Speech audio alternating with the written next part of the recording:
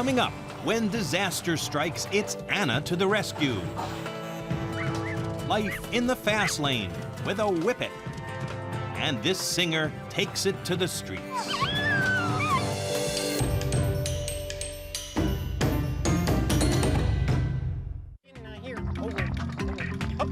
At the ripe old age of 8, Anna is one of the top search and rescue dogs in the U.S. This golden retriever and her handler Rick Lee searched at the World Trade Center site. Few search and rescue dogs have the stamina and skills required for urban disaster searches. We were at the World Trade Center and we were challenged with very difficult terrain. She flew across that debris like it was a lawn in front of somebody's house.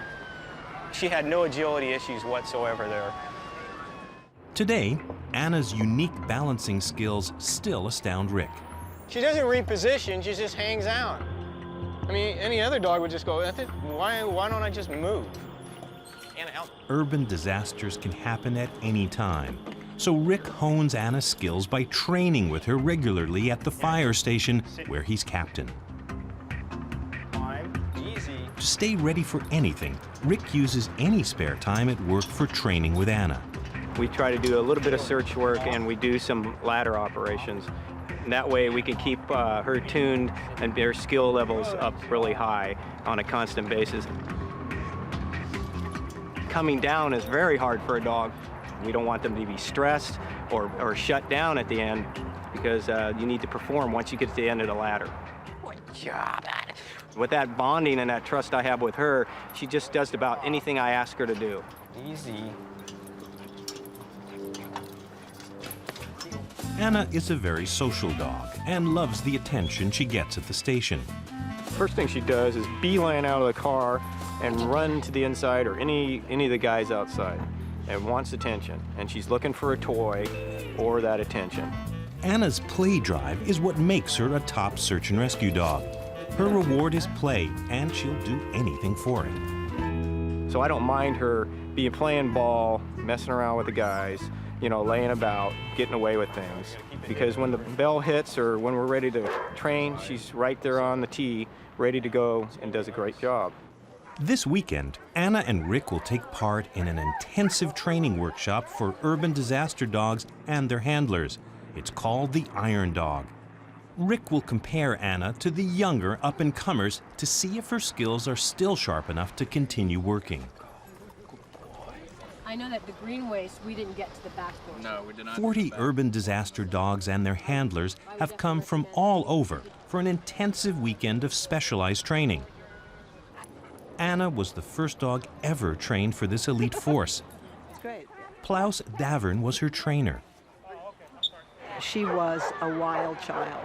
She came with boundless energy, boundless enthusiasm, and a never-ending desire to learn and absorb the material that she had to, with the downside being that she would never stop. It was never enough. When her training was finished, Anna was paired with Rick. She is exceptional. She has what we call spatial awareness. For instance, the wobbly monster, which, you know, is a very difficult piece of equipment. She is the only dog ever that I've trained who got on that and said, oh, yes, I can do this.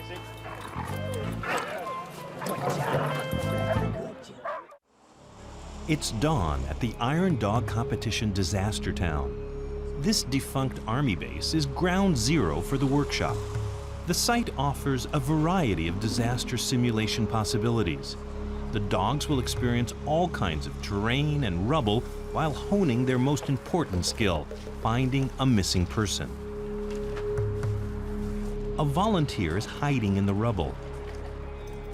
Anna and the other dogs must find her. The handlers head in with their dogs, followed closely by the trainers. But before going into the rubble, Anna needs some protective gear. The booties shield her paws, but they make walking more challenging. So basically, I put a human shoe on her. Now she only has one pad that she has to manipulate her feet on as she moves about the rubble. The site is chaotic, dark, and dusty. 8-year-old Anna appears confident. The young recruits are monitored closely. Anna picks up live human scent, which comes from the skin cells people constantly shed. I can move some of this stuff and just have her check it. Check with her, you know. She can go in it, and I can watch her. She's down. Okay. Good. Shifting rubble makes Anna's job dangerous. Good girl. You have to be really careful on when you send them down a hole like that. You don't know where it goes. It could drop again. Oh, is there anybody in there? Anna's closing in. She looks like she has scent.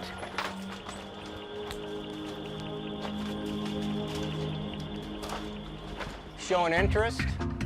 So now she'll try to gain access. And we got an alert.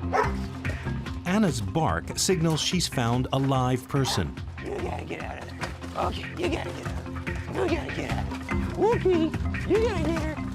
As much as possible, we have the victim engage in the reward.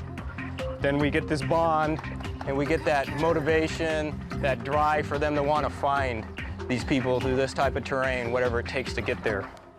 The National Disaster Search Dog Foundation organized the weekend. After the Oklahoma City bombing in 1995, authorities realized there was an acute need for dogs trained in search and rescue at urban disaster sites. Wilma Melville created the foundation. Many of the task forces that came to that bombing site came without canines, and some came with canines but not certified in any way, so you had no clue what those dogs would do or even if they would do the job. The disaster search canines require a very high skill level, so therefore they're just like the Top Gun pilots in the Navy, and they're the best of the best. The workshop provides all kinds of terrain for Anna and the other disaster dogs to practice on. This handler sends his young chocolate lab out to search. Unclear on the concept, the pooch decides to come back for a visit. The dogs are trained for different disaster scenarios. Here, a volunteer hides under a pallet in vegetation, simulating the aftermath of a natural disaster like a hurricane. This little guy seems to be following in Anna's footsteps. There's somebody in there, you think so? Well, I'm convinced. Good boy, Ryan. Good dog. Good boy. After several days of searching through rubble, these novice iron dogs can't wait to get out of their work boots.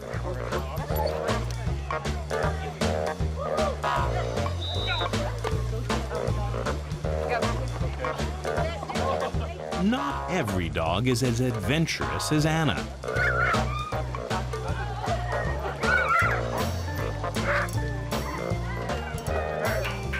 Or as graceful as she is. These rookies could use a lesson from Anna on how it's done. This weekend, she's proven she's as sharp as ever. She can really show a lot of people what dogs are capable of doing. It'd be very hard for me to find another dog like Anna. She's just one of a kind. Good job.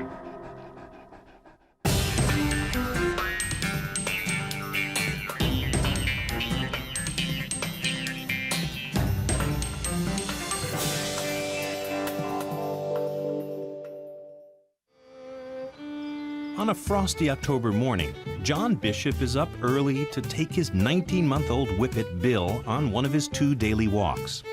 Bill is a racing Whippet and needs constant exercise to keep him in top shape. Twice a day from March to October, John trains Bill. He brings him to a favorite quiet place where there are no other dogs to distract him. John thinks Bill was born to run. Bill loves it. He loves running. It's bred into him. Makes him sleep as well at night when they had a good day's running. They contented as well. John's wife Monica helps with the training. Go, Billy. She holds Bill while John shakes a soft, furry cloth similar to the lure Bill chases when he's racing. Good boy. The Whippets think they're chasing a rabbit, so the cloth is called a bunny. Come on. Get a bunny. Good boy. He's not a playful dog. He'd rather chase a cat or anything that moves in the garden. But he's not one of these Whippets that like playing with the ball. Race training can only begin once Whippet pups are a year old. Bill's been training for 6 months or so. As he runs faster, John increases the distance, building up Bill's endurance. Good boy, go on. John hopes training will turn Bill into a national champion like his father Wilf, another one of John's Whippets. After training, Bill heads home. John always keeps him on a leash. Whippets have got no road sense, no discipline at all. You couldn't walk them on a road or on a street without a lead. Anytime you'd see a cat or a small dog, they'd be chasing it. Racing and a love of cat chasing runs in the family. Bill gets it from his dad, Wilf. Unfortunately, brown-spotted Wilf's been sidelined. He injured his leg early in the season. John's keeping Wilf from racing so his injury can heal properly. When he was injured, yes, we were very upset, but I think sometimes fate has a way of coming round, and it gave us more time to spend with Bill and train him up to hopefully one day achieve what his father's achieved. John and Monica are devoted to their Whippets, all 5 of them. Whippets are so bony, they'll take over any soft surface. They make excellent pets. They're calm, affectionate, and quiet. They're wicked creatures, really, because you daren't leave a cake or anything on the table. Or my wife left me dinner on the side the other day, went outside to put the washing on the line and come back and my dinner had gone. To relax the night before Bill's race, John and Monica take the dogs to the pub. John Wood, who runs the Buckingham pub, gets a real kick out of it. When John and Monica come in, they bring their Whippets in. My wife brings her Whippets in. They all get together in the lounge here. They have a bit of a scallywags around together. There's an elderly gentleman that comes in the evening, especially to see the Whippets, and bless his heart, they know he has got food for them.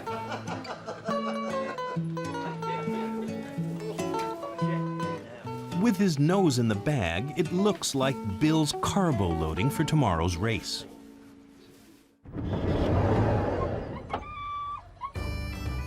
It's race day in Worcester. Bill and John join about 90 racing Whippets from all over England. It's a festival of Whippets. Whippet racing is an amateur event organized by pet owners. Unlike greyhounds, the dogs aren't sent to kennels and prepared for racing by trainers. There's no money in racing, no organized betting. The whole point is to have fun. The first step is the weigh-in. The Whippets love racing. Meet a lot of wonderful people. Few bob back. And it's just a wonderful sport. 23. Like racehorses, the dog's legs are protected by bandages. Now Bill's ready, but John's nervous. As long as he behaves himself and follows in his dad's footsteps, we should have a good day. We hope, fingers crossed. Bill watches, eager for his turn to run. There are a few races before his. Okay, can we have the runners, please, for the first 3 races towards the traps? Race 1, Saxon Gold, Kinda Gorgeous, Bonsai Bunny.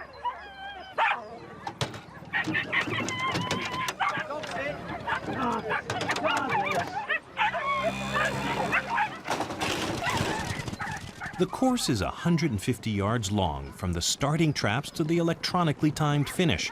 The dogs chase a lure which they think is prey. They wear muzzles so they can't bite each other because they think they're competing for food. The fastest dogs can cover the course in 9.5 seconds. Some of the top dogs in England are here today, so Bill faces some tough competition. Bill has been disqualified in the past for crossing the track and bumping into other dogs, like this black Whippet with the red dicky. Will Bill be disqualified today too?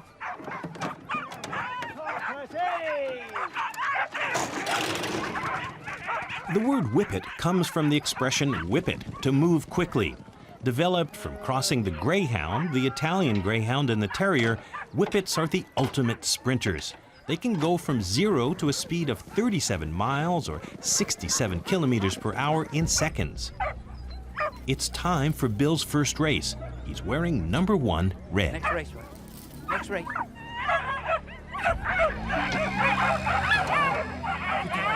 Bill has got to learn to follow the lure. He's got to get his mind fixing of getting through the open gaps.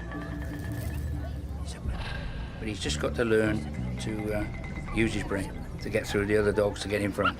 This is it, Bill. Move it up here, Dad. Bill seems calm and focused. Good boy. Good boy. Go on then. Good dog. Go on, Billy. And he's off. Red? Yes, he's this one. Round 1 is over in mere seconds. Bill's win means he gets to race again.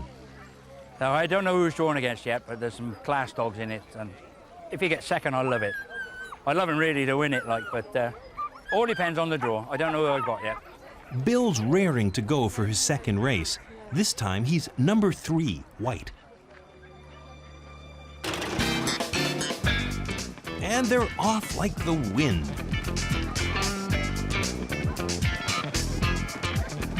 In the blink of an eye, Bill gets crowded out. Come on, good lad. There's a good lad. There's a good lad. I think you got knocked out then, boy. Monica consoles Bill after a tough he was race. third. That's it. He just managed to finish third out of 5 good dogs, which there was 2 racing champions in there, and they were all experienced. Seeing he's only a young dog, very proud of him. He ran very well. Bill did well at the race. John thinks that with more practice at their quiet spot by the river, he'll be a champ someday.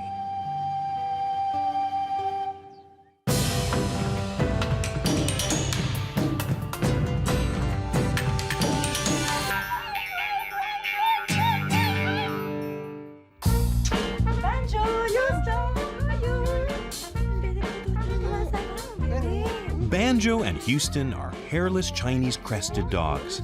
The Aztecs use these dogs as bed warmers. So do Michel and Véronique Rioux. Les chiens en premier, les humains après. But Banjo is much more than a bed warmer. As the lead singer in Les Réutis, the family's busking act, he's the main breadwinner. Je voulais avoir un chien qui chante. I wanted a singing dog because I do a show, and it was for the highlight of the show. So I thought a singing dog would definitely make a huge impact. And it sure does. Mangez, mangez, allez. Un paquet, allez. Mangez, mangez. Chinese cresteds are friendly family dogs, but they're fragile. Banjo is very delicate because, as you can see, he's very pale. So his skin is very sensitive to the sun. We have to keep him covered, and he needs sunscreen. Winter is coming. It's a tough season for a fragile, cold-fearing, hairless dog. Banjo gets cold very easily because he has no fur. That's why we're planning on going to Florida for the winter. We'd like to sing in Florida. It'll be better down there because up here it'll be 30 below. Today, Banjo, we have to make a lot of money. It's time for a quick rehearsal. Going to Florida requires cash, so the whole family relies on Banjo's talent and success to get them away from winter. And maybe one day we'll see his name in lights, Banjo the King of Rock and Dog.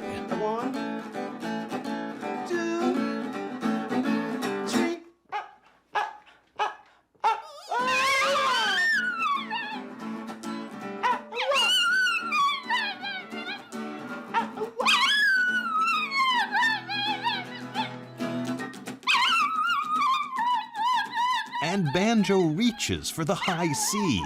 He throws himself into his singing body and soul. The technique I developed to get Banjo to sing is my secret. Unless Banjo wants to reveal his technique. But I doubt it, because Banjo and I are sworn to secrecy. Banjo? Oui. 1, 2, 3. king of rock and roll. Houston is supposed to be Banjo's backup singer, but so far he isn't showing the same flair for performance. Houston, guitar. Yeah, I'm gonna give you a cookie. Banjo dresses up for what they hope will be one of his last performances in Montreal this season. His wardrobe is quite extensive. Les vêtements, c'est pour le show. The clothes are for the show and also to keep them warm because the dogs really feel the cold. C'est pour les deux parce que c'est quand même des chiens frileux. Ils ont du linge pour l'automne. They have fall clothes, they have summer clothes, they have bathing suits, even a cowboy hat. They have everything. The more money this tiny fur-free busker raises today, the sooner the Riouti will be in Florida. Il est lourd, mais bon, ça fait pied, hein? The Riouti are lucky. For November, the weather today is quite mild, a bonus for Banjo. Spectacle! Spectacle! Maintenant, mesdames et messieurs. And now, ladies and gentlemen, I am proud, very proud to introduce the one, the only Banjo!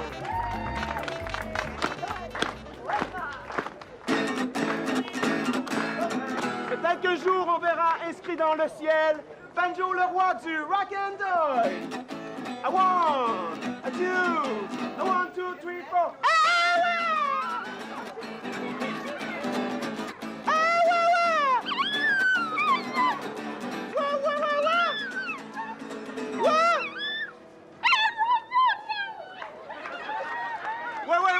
Wait. A 1, 2, a 1, 2, 3, 4. Banjo! Merci, thank you. Banjo singing is a hit, and the money starts to roll in. Bravo, Banjo, bravo. Banjo's done it again. Flush with cash, the Riouti can leave for Florida, where all Banjo will need to wear is sunscreen.